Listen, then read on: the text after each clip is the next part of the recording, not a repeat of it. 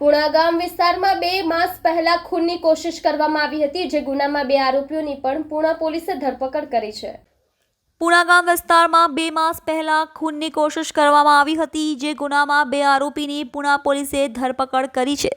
સુરત શહેરમાં લાંબા સમયથી નાસ્તા ફરતા વોન્ટેડ આરોપીઓને પકડી પાડવા પોલીસ કમિશનરે ખાસ ડ્રાઈવ ઝુંબેશની સૂચના આપી હતી, જે અંતર્ગત પુણા પોલીસ સ્ટેશનના પોલીસ ઇન્સ્પેક્ટરના માર્ગદર્શન હેઠળ જુદી જુદી પોલીસ માણસોની ટીમ પેટ્રોલિંગમાં હતી. તે સમયે મળેલી બાતમીના આધારે આજથી 2 માસ પહેલા પુણા ગામ નજીક એક વ્યક્તિ પર હત્યાના ઈરાદે 2 ઇસમોએ જીવલેણ હુમલો કર્યો હતો, જે અંગે પુણા પોલીસે ગુનો નોંધાવ્યો હતો.